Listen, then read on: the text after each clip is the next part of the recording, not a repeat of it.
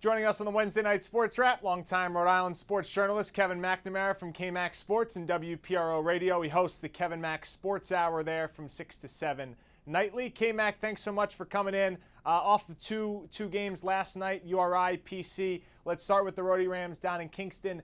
Down 18, 9:44 to play. Ken Palm gave him like a 3% chance to win or so. What surprised you most about the comeback on the heels of riding a 4-game losing streak? All right, put your hand up if you think the game was over. Right here. Mine's up. I give them all the credit in the world, for digging deep. Under 500 right now. I think the Rams are really playing just for the Atlantic 10 tournament. And to be able to go out and, we've all saw what Fats Russell had to say and on his last game at the Ryan Center, to be able to dig deep and get a victory like that against a good Dayton team certainly is something to build off. When you look at the box score, I think the turnovers stand out, just 9 turnovers in 50 minutes of play. The backcourt was exceptional.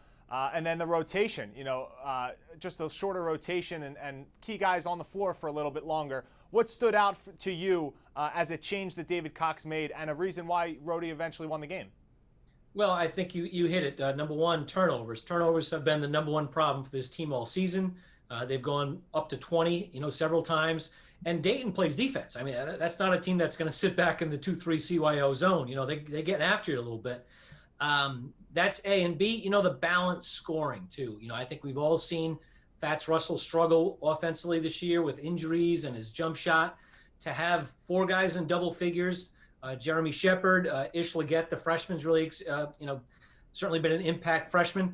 And the big kid Mitchell had another good game. So that's what Rhode Island's going to need going forward. The focus on Russell is passé. It's just he's not that elite superstar player this year. They need that well-balanced attack. Yeah, they got it from Leggett and they got it from Shepard in the backcourt. 2 final games on the regular season slate, at GW Sunday and then at St. Joe's for right now. How crucial is it that the Rhody Rams don't overlook those opponents? Because right now they're sort of teetering on that line between playing round and having a first-round bye.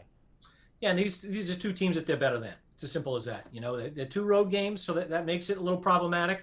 They struggled big time with St. Joe's the first time around at the Ryan Center. So, they haven't played with consistency all season long. I will say, I think that Rhode Island can make an impact in the Atlantic 10 tournament. None of the other teams really excite me all that much. They've beaten St. Bonnie, but St. Bonnie's a very good team.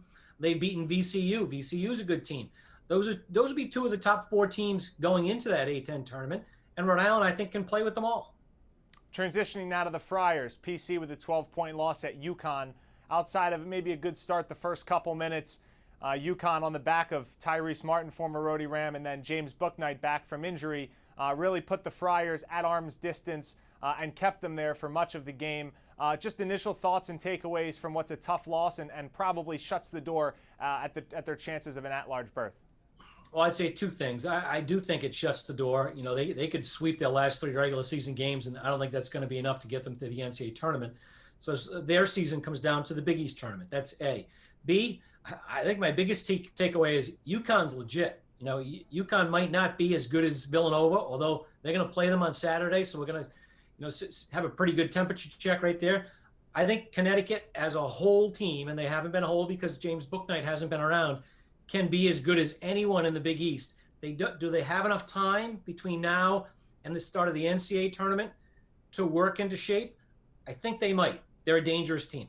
Tuesday night after the game, Ed Cooley called them, one of the deepest teams, or if not the deepest team in the Big East. Is this the new reality for the Friars? If it's Villanova, UConn, a Creighton, maybe a Seton Hall, that are going to be the perennial powers, maybe is the ceiling a little bit lower now for Providence going forward with the reemergence of UConn? I don't think UConn's rise is going to affect Providence as much as people think.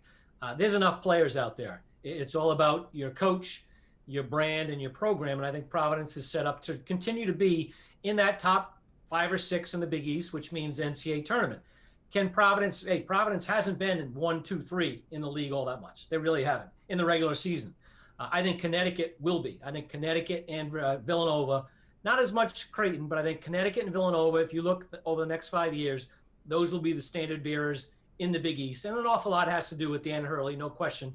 But also Connecticut has a program with an awful lot of stuff in place. They just needed to get to the right league, and they're back in the right league. So for the Friars, if it's Big East tournament or bust, what are you hoping to see the last 3 games of the season right now on the schedule against Xavier, St. John's, and Villanova? Difficult stretch. Xavier badly needs to win, so they'll come in a desperate team. I'll be curious what type of force that Providence comes back with. Do they sit back and say, wow, we're buried? Or do we say, hey, it's time to go on a roll? You win your last 3 in the regular season, you enter the Big East tournament on a high, a lot of confidence. So I think things can still happen, but we can cross this one off. The Friars, if they win their last 3 regular season games and lose in the Big East tournament in their first game, they're not going to make the NCAA. So they have a lot of work to do, and I think most of it's going to boil down to what happens in New York City. Kevin McNamara joining us tonight on the Wednesday Night Sports Wrap. K-Mac, thanks so much. Anytime, Morey.